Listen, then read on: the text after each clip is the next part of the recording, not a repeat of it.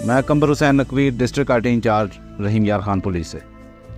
आजकल आपने अक्सर सड़क के किनारे किसी भी जगह, गलियों में, चौकों में, चौराहों में सिम कार्ड बेचने वाले देखे होंगे, जो मुख्तलिफ कंपनीज़ की सिम कार्ड्स बेच रहे होते हैं और यहाँ से फ़्रॉड का एक नया तरीका स्टार्ट होता है।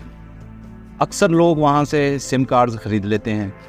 वो लोग उनकी बायोमेट्रिक मशीनों पर और जो उनके पास डिवाइसेस होती हैं उस पर सिम की तस्दीक करवा लेते हैं और उन्हें एक सिम कार्ड दे देते हैं कि ये 2 घंटे में, 4 घंटे में या 24 घंटे में ये सिम एक्टिव हो जाएगी, आप घर जाके इसको चला के देखेंगे।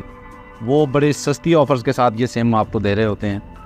बाज़ दफ़ा ये 20 रुपये की, 30 रुपये की, 50 की, 100 की, इस तरह सस्ती सिम और सस्ते पैकेजेस के साथ वो आपको ऑफ़र कर रहे होते हैं। सादा लोग उनसे सिम कार्ड्स ख़रीद लेते हैं, लेकिन वो सिम कभी एक्टिव होती ही नहीं है, क्योंकि जो सिम कार्ड आपको दिया जाता है, बेसिकली जिस सिम कार्ड के अगेंस्ट आपकी बायोमेट्रिक वेरिफिकेशन करवाई जाती है, वो सिम कार्ड आपको दिया ही नहीं जाता।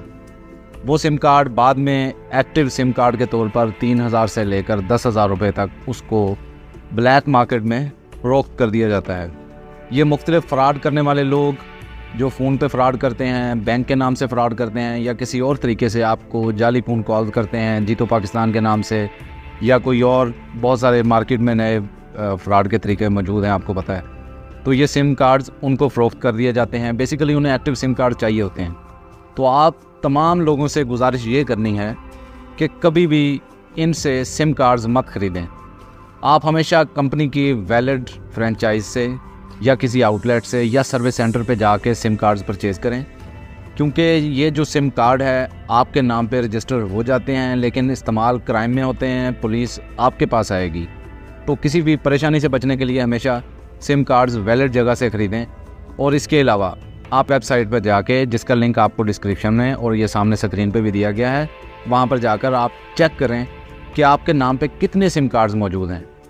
अक्सर लोगों को पता ही नहीं होता उनके नाम पे कितने सिम कार्ड्स चल रही हैं। बेसिकली एक सिम कार्ड उनके पास चल रहा होता है, उनके बाकी सिम कार्ड जो हैं वो किसी न किसी क्राइम में यूज़ हो रहे होते हैं। तो इस पे हमेशा आप ख़ास ख्याल रखेंगे ताकि किसी भी परेशानी से बच सकें। Thank you.